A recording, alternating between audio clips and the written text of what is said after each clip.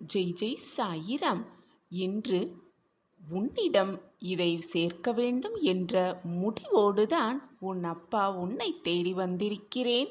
இன்று நீ வேண்டியது எல்லாமே உனக்கு நிறைவேறும். இப்பொழுது உன் வாழ்க்கையில் நடக்கும் இந்த பிரச்சனைக்கும் நிம்மதியில்லாமல் தவித்துக் கொண்டிருக்கிறாயே, இந்த சூழ்நிலைக்கும் யார் காரணம் என்று உனக்கு தெரியுமா? உன்னை சுற்றி நடக்கும் பிரச்சனை எதுவாக இருந்தாலும் அதற்கு யாராக காரணமாக வேணுமானாலும் இருந்து போகட்டும். அதை பற்றி இப்பொழுது நீ கவலைப்பட வேண்டிய அவசியமே இல்லை. ஏனென்றால் உனக்கு பிரச்சனை தருபவர்களை பார்த்து கொள்வதுதான் இந்த சாயியின் வேலை. அதை பற்றி நீ கவலைப்பட வேண்டிய அவசியமே இல்லை.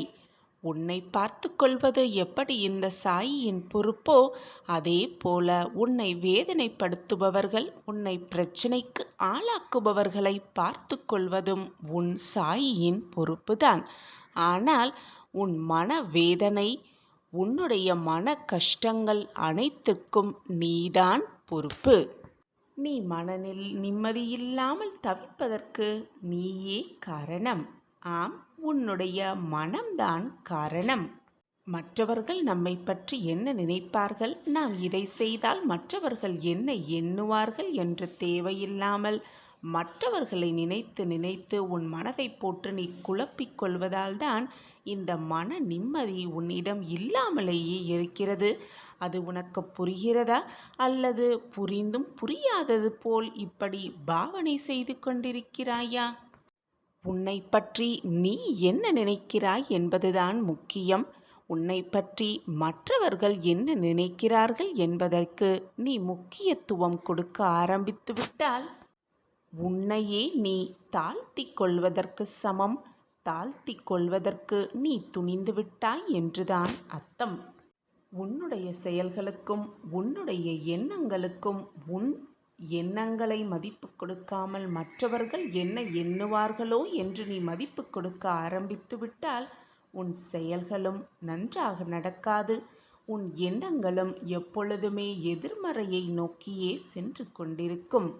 அதை நினைத்து மற்றவர்கள் என்ன சொல்லுவார்களோ என்பதை நினைத்து நினைத்து வேதனைப்பட்டு கண்ணீர் சிந்துவதையே வழக்கமாக வைத்திருக்கிறாய்.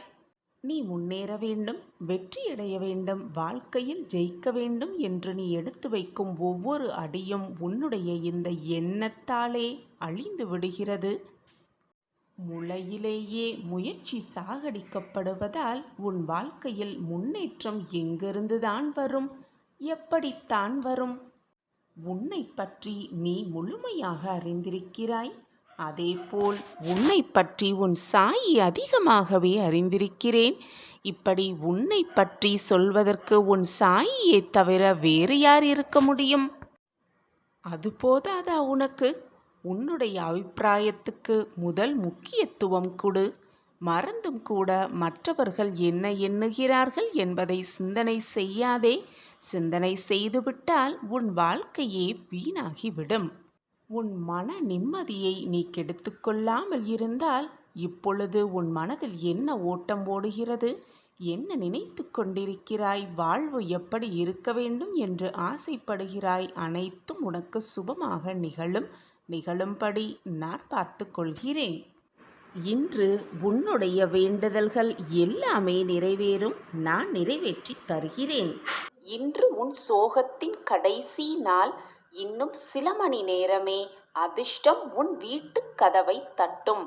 வரவேற்று சந்தோஷமாக உன் வாழ்க்கையை தொடங்கு. உன்னை சுற்றி உள்ளவர்களை நீ மகிழ்ச்சியாக வைத்திருக்க விரும்பினால் முதலில் நீ மகிழ்ச்சியாக இரு. உன்னிடம் இல்லாத ஒன்றை நீ யாருக்கும் கொடுக்கவே முடியாது. உன் மனதை மகிழ்ச்சியாக வைத்துக்கொள். பொறுமை, விட்டு கொடுத்தல் இரண்டும் மிக மிக முக்கியம் மனித வாழ்க்கையில். ஆனால் இவை இரண்டிற்கும் எல்லைகளும் உண்டு. அன்புக்கு மட்டும் என்றுமே எல்லையே இல்லை. எனவே மற்றவர்களிடம் எப்பொழுதும் அன்பாக இரு. மாற்றங்கள் என்ற ஒன்றே இந்த உலகில் இறைவன் தோற்றுவித்த மாறாத நியதி. வாழ்க்கையில் இதை நாம் புரிந்து வாழ பழகிவிட்டால் யாருடைய மாறுதலும் நம்மை பலமிழக்க செய்யாது. கண்மணியே, நீ இழந்ததை நினைத்து வருந்தினால் இருப்பதையும் இழந்து விடுவாய். இருப்பதை நினைத்து மகிழ்ந்தால் இழந்ததையும் அடைந்தே விடுவாய். கண்மணியே, உன்னுடைய வாழ்க்கையை நினைத்து ஏன் இவ்வளவு பதற்றம்? நான் உன்னுடன் தானே இருக்கிறேன். நீ என்னை மனதார அழைத்தால் ஓடோடி வரும் தூரத்தில் தானே உன் அப்பா இருக்கிறேன். உனக்கானது நிச்சயம் ஒரு நாள் வந்து சேரும். இன்னும் சில மணி நேரமே உன் சோகத்திற்கான கடைசி நாள் என்று. முதலில் உன்னையே நீ நேசிக்க பழகு. உன் அப்பா சொல்லும் வார்த்தைகளை பின்பற்றிப் பார். உன் வாழ்வில் நல்ல நல்ல திருப்பங்களும் மாற்றங்களும் நிகழ்வதை நீ கண்கூடாக காண்பாய், ரசிப்பாய். என்னுடைய வாக்கு நிச்சயமாக நீ உச்சத்தை அடைவாய். என் வாக்கு என்றுமே பொய்யாகாது. என்னை நம்பியவர்களை நான் விட்டுக் கொடுத்ததும் இல்லை. என்னை விட்டு அவர்களை செல்லும்படி அறிவுறுத்தியதும் இல்லை. அவர்களை விட்டு நான் சென்றதும் இல்லை. எல்லாம் இனி உனக்கு சாதகமாகவே அமையப் போகிறது. நல்ல நல்ல திருப்பங்கள் உன் வாழ்வில் நிகழப்போகிறது. நீ நினைப்பதெல்லாம் நடக்கப் போகிறது. இது உனக்கான ஆறுதல் வார்த்தை இல்லை என் குழந்தையே, சர்வ நிச்சயமாக பலிக்கப் போகும் வார்த்தைகளே. விரைவில் உன் சோகத்திற்கு ஒரு முடிவு வரும். விடியலில் உனக்கான நிச்சயமான சந்தோஷம் காத்து கொண்டிருக்கிறது. உன் வாழ்வின் திருப்பு முனையை நழுவ விடாதே. உனக்காக இன்ப அதிர்ச்சி பல காத்து கொண்டுதான் இருக்கிறது. உன்னையே நீ மாற்றிக்கொள். பின் உன் வாழ்க்கையை நீ சுலபமாக மாற்றிக்கொள்ளலாம். உன் வாழ்வில் சந்தோஷம் சேர்க்கும் நபரை நீ நிச்சயமாக சந்திப்பாய். உன் வாழ்வில் திருப்பு முனையாக அது அமையும். அந்த நபரோடு சேர்ந்து மகிழ்ச்சியாக உன் வாழ்க்கையை நீ பயணிக்கப் போகிறாய். நல்ல திருப்பம் வந்து கொண்டே இருக்கிறது உன் வாழ்வில். உன் தீராத பிரச்சனை நிச்சயமாக முற்றிலுமாக தீரப்போகிறது. வெகு நேரமாக நான் இந்த வாக்கை உன்னிடம் சொல்லிக்கொண்டே இருக்கிறேன். இது வெறும் ஆறுதல் வார்த்தைகளாக நினைத்து விடாதே. சர்வ சத்தியமான வாக்கு, பலிக்கப் போகும் வாக்கு. நிச்சயமாக நீ எதிர்நோக்கிய இடத்திலிருந்து நல்ல தகவல் உன்னை வந்து சேரும். நான் அதை மாற்றியமைப்பேன் உனக்காகவே. நல்ல நல்ல வாய்ப்புகளை நான் உனக்காக உருவாக்கி இருக்கிறேன். அந்த வேலை செய்து கொண்டுதான் இருக்கிறேன். எல்லாம் உனக்கு காலதாமதம் ஆவது போல தெரிந்தாலும் அனைத்தும் உனக்கு நல்ல விதமாகவே முடியும் நேரம் வந்துவிட்டது. அந்த நல்ல நேரம் வந்தவுடன் நீ உன் சாயப்பாவின் அற்புதத்தை உணர்ந்து கொள்வாய். கூடிய விரைவில் உன் சாயப்பாவின் அற்புதத்தை உணர்ந்து கொள்ளும் நேரமும் உனக்காக வரும். இது உனக்கான ஆறுதல் வார்த்தை நிச்சயமாக இல்லை என் குழந்தையே. சத்திய வாக்கு, சத்திய பிரமாணம், பலிக்கப் போகும் வார்த்தைகளே. நான் இருக்கிறேன், எதற்குமே கலங்கி நிற்காதே. அப்பா இருக்கிறார் என்ற நம்பிக்கையோடு இரு. அனைத்தும் உனக்கு வசமாகும். நீ மட்டுமல்ல, மனித பிறவி எடுத்த யாராக இருந்தாலும் இந்த சூழ்நிலைகளை சந்தித்துதான் ஆக வேண்டும். கஷ்டமான சூழ்நிலை, சந்தோஷமான மனநிலை, எல்லாம் இழந்து விட்டது போன்ற ஒரு நிலைமை, எல்லாம் கிடைத்து விட்டது போன்ற ஒரு சந்தோஷம், இது போன்ற சூழல்களில் நாம் வாழ்ந்துதான் ஆக வேண்டும். வாழ்ந்தேதான் தீர வேண்டும். இதுதான் வாழ்வு. இதைதான் நம் முன்னோர்கள் இயற்கையோடு கலந்ததுதான் வாழ்வு, இயற்கையோடு கலந்து இருப்பதுதான் மனித வாழ்வு என்று சொல்லி இருக்கிறார்கள், சொல்லி கூறி சென்றிருக்கிறார்கள். மனிதனின் வாழ்வு எப்பொழுதுமே இயற்கையோடு சார்ந்து இருப்பதுதான். அதனுடைய சக்கரத்தில்தான் வாழ்க்கை. இயற்கை என்னும் சக்கரத்தில்தான் சிறு துரும்பாய் நாம் அனைவரும் பயணித்துக் கொண்டிருக்கிறோம். வாழ்க்கை என்பது இயற்கையின் வட்டம்தான். அதன் வடிவில் எந்த ஒரு மாற்றமும் இருக்கவே முடியாது. வாழ்வு சுழன்று கொண்டேதான் இருக்கும். சக்கரம் ஓடுவது போல, நகர்வது போல. அந்த வாழ்க்கையில் நிர்ணயிக்கப்பட்ட விதிமுறை என்பது உலகத்தில் உள்ள அனைவருக்குமே சமமானதுதான், ஒரே மாதிரிதான். இயற்கை எந்த ஒரு மனிதரிடமும் பேதம் பார்ப்பதே இல்லை, பாரபட்சம் பார்ப்பதே கிடையவே கிடையாது. எல்லோர் வாழ்விலும் ஏற்றமான காலம் என்று ஒன்று நிச்சயமாக இருக்கும். நடுநிலைமையான சூழ்நிலை, நடுநிலைமையான கட்டம் என்ற ஒரு காலம் வரத்தான் செய்யும். அதே போல சற்று இறங்கும் காலமும் வரும். அனைத்தையுமே இழந்து வாழ்வே போய்விடும் காலமும் வரத்தான் செய்யும். தனக்கு என்ன கிடைக்கிறதோ, எந்த காலத்தில் நாம் வாழ்கிறோமோ அனைத்தையும் நமக்கானதாகவே அப்பா அனுப்பியிருக்கிறார், நமக்கானதாகவே நமக்கு கிடைத்திருக்கிறது என்று ஏற்றுக்கொண்டு வாழ்வதற்கான மனநிலையை அனைவரும் அனுபவித்து கொண்டே இருக்க வேண்டும், புரிந்து கொண்டு வாழ வேண்டும். ஏற்றமான காலம் இருக்கும் சமயத்தில் எவ்வளவு சந்தோஷமாக மகிழ்ச்சியாக அதை எதிர்கொள்கிறாயோ, அதே போல இரக்கமான காலமாகும் சமயத்திலும் அதை சந்தோஷமாக நமக்காகவே இது நடக்கிறது, நமக்காகவே இது வந்திருக்கிறது என்று வருவதை அப்படியே ஏற்றுக்கொண்டு வாழ பழகிக்கொண்டாலே ஏற்றமென்ன இரக்கமென்ன எல்லாம் சரிசமமாகத்தான் இருக்கும். அதே போல உயர்வான காலமாக இருந்தாலும் சரி, அனைத்துமே இழக்கும் காலமாக இருந்தாலும் சரி, எதுவுமே நம்மை மீறி நடக்காது, சாயப்பாவை மீறி எதுவுமே நடக்காது. அவருடைய கண் பார்வையில்தான் எல்லாம் சுகமாக நடந்து கொண்டிருக்கிறது.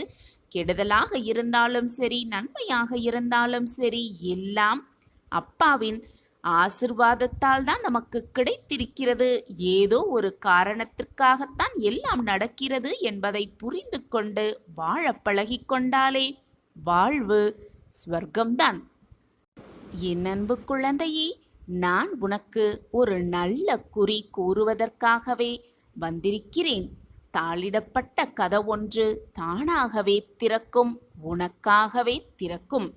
இந்த இக்கட்டான சூழ்நிலையிலிருந்து நீ காப்பாற்றப்படுவாய். இது உனக்கான தெய்வ வாக்கு.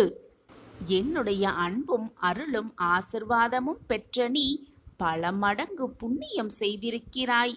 இன்னும் பல மடங்கு புண்ணியம் உன்னை வந்து சேரும். நான் அதை உன்னிடம் கொண்டு வந்து சேர்ப்பேன். உன் சாயப்பா உன்னோடு இருக்கும்போது எதற்குமே நீ பயப்பட வேண்டிய அவசியமே இல்லை. உனக்கான ஒன்று உன்னிடமே வர உள்ளது. சந்தோஷமாக அதை ஏற்றுக்கொண்டு வாழ பழகிக்கொள். வானத்தில் நிலவு வந்தால் அதை தூரத்திலிருந்து எப்படி ரசிப்போமோ, அதே போல உன்னை சுற்றி இருக்கும் சில உறவுகளையும் சற்று தொலைவிலிருந்து ரசிக்க கற்றுக்கொள். அப்படி நீ வாழ பழகிக்கொண்டால் சில வழிகள் உனக்கு இல்லாமல் இருக்கும், சில வழிகள் நீ அனுபவிக்காமல் வாழலாம். எல்லாவற்றையும் எல்லோரிடமும் புரிய வைத்து கொண்டே இருக்க முடியாது. அனைத்தையுமே அவரவர்களுக்கு புரிந்து கொள் என்று திணிக்கவும் முடியாது. அவர்கள் நினைத்தால் மட்டுமே எதையுமே புரிந்து கொள்ள முடியும், புரிந்து கொண்டு வாழவும் முடியும். அனைவரிடமும் உன்னை நிரூபித்து கொண்டே இருக்க வேண்டிய அவசியமும் இல்லை.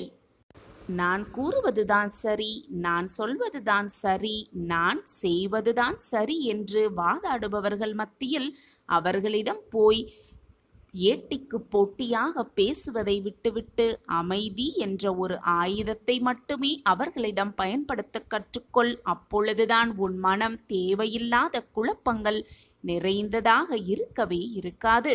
இத்தும் ஒரு நாள் முடிவுக்கு வந்துதானே ஆக வேண்டும். விசுவாசம் நிறைந்த இதயத்தோடு என்னை ஒரு முறை நினைத்தால் போதும். சுயநலம் கருதாமல் என்னை வழிபட்டு கொண்டே இருங்கள். அப்படி இருந்தால் உன் வாழ்வில் எல்லா மங்களங்களும் நிகழும். உன் பாரத்தை நான் சுமக்கிறேன் கண்மணி, கலங்காதே. ஒன்று தெரியுமா? நேற்று செய்வதை இன்று செய்தால் அவன் பெயர் சோம்பேறி. இன்று செய்ய வேண்டியதை இன்றே செய்தால் சுறுசுறுப்பானவன். நாளை செய்ய வேண்டியதை இன்றே செய்தால் அவன்தான் வெற்றியாளன். நம்பிக்கை என்பது வெற்றியோடு சேர்ந்தே வரும். ஆனால் வெற்றி என்பது நம்பிக்கை உள்ளவர்களிடம் மட்டுமே வரும். இழந்த அனைத்தையும், இதுநாள் வரை இழந்த அனைத்தையும் மீட்டுவிடலாம். நம்பிக்கை என்ற ஒன்றை இழக்காமல் இருந்தாலே போதும், அனைத்தையும் மீட்டே விடலாம். ஒன்றை உன்னால் கனவு காண முடியும் என்றால் அதை நிச்சயமாக உன்னால் செய்ய முடியும் தானே? வாழ்க்கை என்பது பறித்து கொள்வதல்ல, திறமையால் நாம் தேடிக்கொள்வதுதான் அந்த வாழ்க்கை. உனது கை ஓங்கி இருக்கும் சமயத்தில் உன்னை உபயோகப்படுத்தியும், ஓங்கிய கைகள் கீழே இறங்கிய பிறகு உன்னை உதாசீனப்படுத்தியும் கீழே வீழ்த்தி அழகு பார்க்கும் காலம் இதுவே. காலத்தின் கட்டாயமும் கூட. உன்னை பற்றி மற்றவர்கள் அவர்களாகவே தெரிந்து கொள்ள வேண்டும். அப்படி ஒரு வாழ்க்கையை நீ வாழ வேண்டும். மற்றவர்கள் உன்னை அண்ணாந்து பார்க்கும் அளவிற்கு நீ வாழ்க்கையை வெற்றிகரமாக வாழ வேண்டும். உன்னை உதாசீனப்படுத்தியவர்களெல்லாம் அண்ணாந்து பார்க்கும் அளவிற்கு நீ உச்சிக்கு வர வேண்டும். இதுவே உன் சாயப்பாவின் ஆசை, விருப்பமும் கூட. அப்படி இல்லாமல் நீயாக போய் விமர்சனம் செய்து கொண்டே இருக்கக்கூடாது. உன்னிடம் அன்பாக பேசினாலே போதும், அனைத்தையும் கொடுத்து விடுவாய். பின் வருத்தப்படுவாய், ஏன் கொடுத்தோம் என்று. உனது நிலை தடுமாறும் சமயத்தில் யாராக இருந்தாலும் உன் அருகில் வரவே யோசிப்பார்கள். ஏன், உன் நிழல் கூட மறைந்துவிடும். கண்ணாடி போல பிரதிபலித்து கொண்டே இருக்கிறது உன் வாழ்க்கை. தைரியமாக இரு. எதை இழந்தாலும் கலங்கி விடாதே. உன் துயரங்கள் அனைத்தையும் போக்க உன் அப்பா இருக்கும் பொழுது எதற்காக கலங்குகிறாய்? பொறுமையாக இரு, நம்பிக்கையோடு இரு. என் வார்த்தைகளின் மீது நம்பிக்கை வைப்பாயா? என் அன்பு பிள்ளையே, எனக்கு ஆடம்பரமான பூஜைகள் எல்லாம் தேவையில்லை. அன்பு மட்டுமே போதும் என் குழந்தையே. நான் எப்பொழுதும் உன் அருகிலேயே இருப்பேன். என் அன்பு தங்கமே, தருவதற்கு நானும் பெறுவதற்கு நீயும் தயாராக இருக்கும் பொழுது, ஆனால் உன்னுடைய மனம் மட்டும் அவ்வப்போது குழப்பத்தில் ஆழ்ந்து விடுகிறது.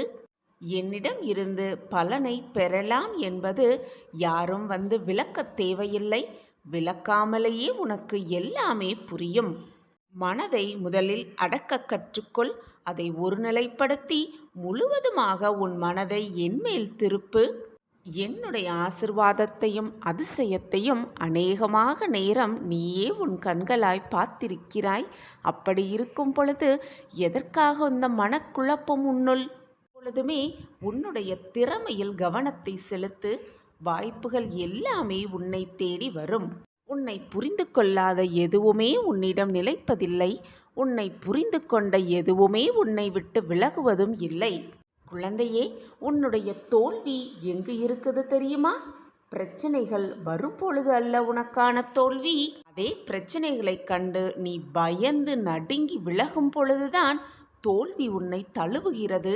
உனக்கு வரும் விமர்சனங்களை எல்லாம் கடந்து சென்று விடு. அப்பொழுதுதான் உன் வெற்றிக்கான வழி உன் கண்களுக்கு தெரியும். இது நாள் வரை நீ பட்ட கஷ்டமும் அவமானம்தான் உன்னை சிந்திக்க வைக்கிறது. வாழ்க்கையை எப்படி திறம்பட வாழ வேண்டும் என்று யோசிக்கவும் வைக்கிறது. உன் வீட்டிலும் உன் வாழ்க்கையிலும் நடக்கும் பிரச்சனைகள், அனைத்து பிரச்சனைகளையும் உன் தலையில் சுமத்தி வைத்துக்கொண்டு உன் வேலையையும் நீ சரிவர செய்யாமல் உன்னை சுற்றி இருப்பவர்களையும் மனக்குழப்பங்களோடு வைத்துக்கொண்டு நான் கஷ்டத்தை அனுபவித்து கொண்டிருக்கிறேன் என்று உன் வேலையை கூட செய்யாமல் இருக்கதால் நீயே உன்னை காயப்படுத்தி கொண்டிருக்கிறாய். உன்னை சுற்றி இருப்பவர்களையும் மன வேதனைப்பட வைக்கிறாய். உன்னுடைய அன்றாட வேலைகளை கூட நீ செய்ய முடியாமல் போனால் அதற்கு காரணம் உன்னை சுற்றி இருப்பவர்கள் அல்ல, உனக்கு பிரச்சனைகளை கொடுத்தவர்களும் அல்ல, நீயேதான் என்பதை தீர்க்கமாக புரிந்து கொள். என் குழந்தையே, நீ அழும் பொழுதும் வேதனைப்படும் பொழுதும் என் மனம் துடிக்கின்ற துடிப்பு வேறு யாருக்குமே தெரியாது, எனக்கு மட்டுமே தெரியும். பொறுமையோடு காத்திரு கண்மணி. உன் காதில் நல்ல செய்தி வரும் நேரம் வெகு தொலைவில் இல்லை. எல்லாம் கூடி வரும் நேரம் பார்த்து நீ நான் கஷ்டங்கள் மட்டுமே அனுபவித்துக் கொண்டிருக்கிறேன், என் வாழ்க்கையில் சந்தோஷம் என்பதே இல்லை என்று புலம்பிக் கொண்டிருக்கிறாய்.